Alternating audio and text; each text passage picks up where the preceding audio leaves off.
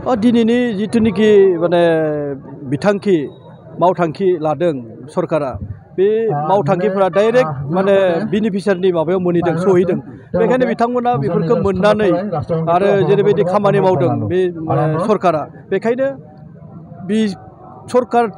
गुमनाय दोलोजों थाफानानै खामानि मावनो थाखाय बिथांमोनाबो लुबैदों आरो बेखायनो बे दोलोनि नीति आदर्शखौ मोजां मोननानै बिथांमोना जइन जाफैदों। दिनै माखासेयाबो खिन्थु बिपिएफआव दंबाय थायो माने बिपिएफ माबायदि जइन दिन्थिबाय थादों बे बेलायाव नोंथांनि खेंफोरथिया बिपिएफ होननानैथ' थानाय नंलान्दांसो जादों माने बिराद माने मोनसे ओरैबायदि थासारि फैदों दा बेयाव बिपिएफआथ' 20 बोसोर फैखानाय नंला बेखौ मिथिखादों बे फैखानाय नङिखाय जाय हानजाया जेबो होनो हाला जाय हानजाया पावारानो गैयाबा पलिटिक्सआथ' आरो मिथिखानाय खोथा पावार गैयाबा जेबो गैखाया बेखायनो बिथांमोना गावसोरनि दानि थारिखआव गावनि गामिनि लामाखौ बानायना लानाय गावनि समाजनि थानसालिखौ बानायना लानाय बेजों लोगोसे गावनि न'खरनि माबा मोनसे आसनिफोरा मोनो नामा बेखौथ' बयबो लुगैखायो बेखायनो जिहेथु सेन्ट्रेलाव बिजेपि दङमोन आरो फैबावखागोन नेक्स्ट सरकाराबो आसामाव बिजेपि दङ बिटिसिआव बिजेपि आरो इउपिपिएल दङ बेखायनो बे सरकार खुंनाय दोलोखौ गारनानै एंगारनानै बोरै गुबुनाव थानो बेखौनो बिथांमोना फैनानै जोंनो दोनफैयो। दिनै माने आइजोफोरासो बांसिन आवगायबोदों बिथांमोननि थाखाय मा दङ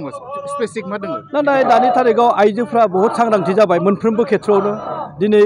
मोनफ्रोमबो हाबाफारियावनो आइजोनि बिबाङा बांसिनखा आरो बिथांमोननि बाहागो लानायनि कारनाव दिनै समाजाव मोनसे गोजोन थासारि फैदों आरो बिथांमोना एसे सांग्रांथि जानायनि कारनावनो जोंनि गेजेराव थगायला थगायसि माबाफोरा गैला बेखायनो आइजोफ्रा आरो आवगायबावदों आरो राजखान्थि भाबैबो माने बाहागो लानानै बिथांमोना समाजखौ दैदेननायनि मोनसे लामायाव थांगासिनो दङ। लोगोसे आरो मोनसे खोथायाबो थार जों बयबो मिथिगौ जे दिनैनि सरकारा माने आइजो माहारिखौ गोजौआव लांनो थाखाय मोनफ्रोमबो मावबिथांखिफोरखौनो आइजोनि मुङाव होदों दिनै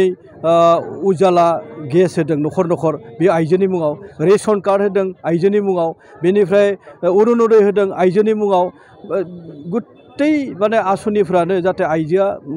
माने न'खर दैदेननायाव मोनसे गोग्गोम बाहागो लानो हायो बिहोमा होनो हायो बेखायनो आइजोनि मुङावनो जिहेतु बिथांखिफोरा जादों बेखायनो बेफोरखौ मोजां मोननानै आइजोफोराबो लोब लोब फैदों। फैबाय थानाय समाव फैगोन जोंथ' बादासो होनो गोनां जादों जोङो किसु असुबिदाखौ नुनानै माने बादा होनो गोनां जादों फैथ'नाङा होननानै खिन्थु जों लाखिनो हायाखै फैगासिनो दङ आरो इयुनावथ' फैबायनो थागोन। एक्चुअली बहुत मोजां नांदों मानो होनबा दिनै जिहेतु जोंनि भारतीय जनता पार्टी माने माबाहा दोलावहा माने पार्टिखौ मोजां मोननानै माने जोंनि बिपिएफनि माखासे मानसिफोरा जोंनो जुगदान खालामफैदों आरो जों नुबाय दायो जिहेतु बिपिएफआबो गावसोरनो बुंबाय थादों गोबाङानो जइन जादों खिन्थु दिनै नुबाय नोंथांमोनाव जेसेबांखिनि जइन जाबाय बबे पार्टि बांसिन बिपिएफनिफ्राय फैदों नोंथांमोना बे मानि थाखाय जइन जादों होनना सानो बिथांमोना बेनो माने जिहेतु भारत बर्षनि जे प्रधानमन्त्री 10 बोसोर कार्यकालनि बिथांनि खामानि मावनायखौ नुनानै आरो माखासे हेमन्त बिश्व शर्मा बिथांनि माने माखासे माबाखौ मोननानै दिनै भारतनि माखासे जोंनि बे खैराबारि समस्थिनिफ्राय माखासे बर'फोरा माने बिपिएफनि दलनि मानसिफोरा माखासे जइन जाफैदों मथा मथि आंनिफ्राय टटेल 110 थिनानो माने हिन्जाव माहारि आरो माखासेया 30 जनानो जाबाय हौवासा। दा बहुत मानसियानो जइन खालामनो थाखाय नागिरबाय थादों बिनि दिनैनि आगोलावबो बहुत जायगायाव जइन खालामगासिनो दङ दा बेहाय भेरगावआव दिनैनि जइन खालामनायनि संख्या 100 जननि बारा आरो बर'फोर बहुत दं 300 जनसो दं बाव बांसिन बर'फ्रानो जइन खालामदों दा बिदि जोंना जइन खालामगासिनो दं बिभिन्न जायगायाव दाख्लैनिफ्रायबो खालामगासिनो दं दा भारतीय जनता पार्टीखौ मोजां मोनबाय मानसिफ्रा आगोलाव कनफिडेन्स गैयामोन मोजां मोननायनि थाखाय जोंनि आन्दोआव मा दङ मानि थाखाय मोजां मोननाया जे खामानि जेसेबां स्किम दङ आगोलावथ' बिदि स्किमानो गैयामोन दा स्किमाबो बहुत जाबाय आरो स्किम जेराव जेराव जादों स्किमा माने पार्टिकुलार मानसिनि थाखाय जि जादों बे मानसिनाव सहैदों आगोलाव स्किम दंबाबो मोनफा मोननै स्किम दंबाबो जेराव थांनांगौबो थाङामोन दा जेरावबो थांजोब्बाय ट्रान्सपारेन्ट जाबाय डिबिटि सिस्टेम जाबाय दा आखायाव मानसिफ्रा मोनजोबनायखाय बिसास मोनसे फैबाय आरो फुरा बिश्वआवनो जे नाम जादों बेखौ आजिखालि न'खर न'खर गासिनावबो टिभि थाखायो दा टिभिआव नायनानै मानसिफ्रा मिथिबाय माने बे थाखोमानानै थायाखिसै ओंखायनो मिथिनानै मानसिफ्रा सानबाय जे बिजेपिनि अनगायै दस्रा पार्टिया बिदिखौ हानाय नङा बे बिसास मोनसे फैबाय आरो बिसास मोनसे फैनायनि खारना जाबाय खामानिखौ मावथारदों जि बुंदों बेखौ खामानिखौ मावदों साहस दङ फैबाय थानाय समफ्रावबो माने मोजां मोजां जागोन होननानै दा नरेन्द्र मदिजीआबो बुंदों दा मोननै मोनथाम खामानि जे 370 आर्टिकेल ओमफ्राय राम मन्दिर बेफोरखौ जों साननोनो हायामोन बेबादि जाथावै बुस्थुखौबो जाहोबाय बेखौ दस्रा मानसिफ्रा साननोबो हायामोन जोंफोरबो साननो हायामोन बेफोरबादि खामानिखौ मावनो थाखाय साहसबो नांगौ दा बेबादि खामानिखौ मावनायखौ नुनानै दा बिजेपियाल' हागोन बे मोनसे बिसास फैबाय आरो दाख्लै मोनसे दिल्लीयाव मिटिं जादोंमोन नरेन्द्र मदिया बुंदों तृतीयबार जानायनि उनाव आरो ओरैबादि मोनसे डिसिसन मोनसे मोननै डिसिसन लागोन बे डिसिसना फुरा भारतबर्षखौ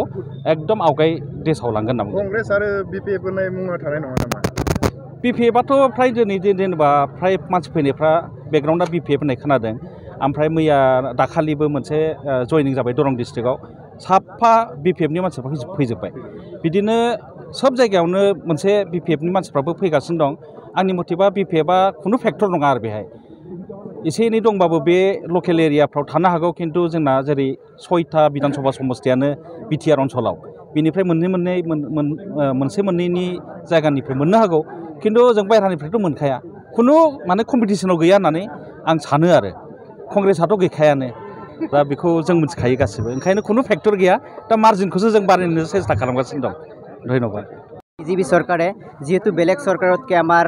আমাৰ ল'ৰাৰ ক্ষেত্ৰত হওক ছোৱালীৰ ক্ষেত্ৰত হওক কলেজৰ কিবা চাকৰিৰ ক্ষেত্ৰত বহুতো সা সুবিধা আগবঢ়াইছে যেহেতু বেলেগ চৰকাৰে আমাৰ আগতে যেতিয়া আমি ভোটাৰ হোৱা নাছিলোঁ তেতিয়া মানে দেখা পাইছিলোঁ মা দেউতা আমাৰ গাঁৱৰ ওচৰৰ ভাইটি ভণ্টিসকলক চাকৰিৰ ক্ষেত্ৰতে ইমান চাকৰিৰ সুবিধা পোৱা নাছিল যেহেতু আমাৰ হিমন্ত বিশ্ব ছাৰে আমাৰ চাকৰিৰ ক্ষেত্ৰত 25,000 এবাৰ চাকৰি দিলে আমাৰ ষ্টুডেণ্টৰ ক্ষেত্ৰত আগন্তকালত তেওঁ আৰু চাকৰিৰ ক্ষেত্ৰত সুবিধা যোগান ধৰিছে আমাৰ কলেজ ষ্টুডেণ্টৰ কাৰণে আৰু আৰ্থিক ক্ষেত্ৰতো বহুত উন্নতি সহায় কৰিছে যেনেকুৱা ধৰক মহিলাৰ ক্ষেত্ৰতো অৰুণোদয় আঁচনি আমাৰ মাতৃসকলৰ কাৰণে অৰুণোদয় আঁচনিৰ যোগান ধৰিছে সেইবিলাক চাই কেনে আমাৰ ভাল লাগিছে বিজেপি চৰকাৰ আৰু আমিও ভাল লাগে বিজেপি চৰকাৰক ভাল পাওঁ যিহেতু আৰু বহুতো পাৰ্টি আছে নহ'লে আমি যিটো ভাল পাওঁ মানে হিমন্ত চৰকাৰে এইবিলাক কাম আৰ্থিক কাম হওক কিবা যিকোনো ক্ষেত্ৰত কামবিলাক মানে ৰাজনীতিক ক্ষেত্ৰতো হওক আমাৰ মানে এইগিলা বিজেপি চৰকাৰৰ কাৰ্যবিলাক ভাল লাগিছে আৰু সুবিধা যোগ জইন কৰিছোঁ আৰু মই বহুতো চৰকাৰ আহে বহুতো যায় তাৰমানে আমি যিখিনি মানে পাবলগীয়া বস্তুখিনি আমি সেইখিনি মানে নাপাওঁ ক'তো আৰু আমি বিজেপি অহাৰ পিছৰ পৰাই আমি সকলোখিনি মানে ভালে পাই আছোঁ আমি ৰাস্তা ঘাটৰ পৰা ধৰি আমাৰ য়ং জেনেৰেশ্যনৰ কাৰণে বহুতখিনি ভাল কাম কৰি আছে সেইখিনি আমাৰ বহুত ভাল লাগিছে সেইটো কাৰণে আমি আজি দলে বলে ওলাই আহিলোঁ বিজেপিত যোগদান কৰিম বুলি কেইবাৰ ভোট দিলে মোৰ 2 টাইমছ হ'ব হয় যুৱ প্ৰজন্ম হিচাপে মানে যেহেতু বিজেপিক মানে ভাল পাইছে হয় ইয়াৰ মানে কি আছে মানে অন্তৰালত কি আছে হয় তাৰমানে আমাৰ কথা হ'ল আমাৰ যিবিলাক আমি যুৱ প্ৰজন্মৰ মানুহ আজিকালি সবৰে আমাৰ এতিয়া আমাৰ ডক্টৰ হিমন্ত বিশ্ব শৰ্মা ছাৰে সবতে সুবিধা দি আছে আমাৰ যিকোনো পঢ়াৰ ক্ষেত্ৰত হওক আমাৰ যিকোনো ফেমিলিৰ ক্ষেত্ৰতে হওক আৰ্থিক সমস্যাৰ ক্ষেত্ৰতো আমাৰ চৰকাৰে বহুত কিবা যোগান ধৰি আছে তো সেইখিনি আমাৰ মানে বহুত আমি আনন্দিত হৈছোঁ সেইটো কাৰণে আমি বিজেপিত জইনিং হ'ম বুলি আহিছোঁ আঞ্চলিক দল কিয় জইন নহয় আঞ্চলিক দল হিচাপে বিপিএফ আছিল ইউপিএল আছিল নাই বাকীখিনি তেনেকুৱা থাকিলে বাকীখিনিতে গ'লো হয় এতিয়া আমাৰ যিখিনি আমি য'ত আমি ভাল পাম সেইটোতে যাম এতিয়া আমি বিজেপি দলত ভাল পালোঁ সেইটো কাৰণে আমি বিজেপি দলত আহিলোঁ আমি साख्रि नागिरग्रा सुबुंफोरनि थाखाय गोजोनथाव खौरां गिबि खेबनि थाखाय आरबि मेथमेटिक्स सेन्टारा बाक्सानि सदर मसलफोराव गासै कम्पिटिटिभ एग्जामनि थाखाय गोदानै कोचिं सेन्टार बेखेवनो थांगासिनो दं जायफोर सुबुंफ्रा गोजान जायगायाव थांनानै कम्पिटिटिभ एग्जामनि थाखाय कोचिं लानो हायाखैमोन बिथांमोना बे बारनिफ्राय बे कोचिंनि खाबुखौ आरबि मेथमेटिक्स सेन्टारनि जोहै मसलफोराव मोननो हासिगोन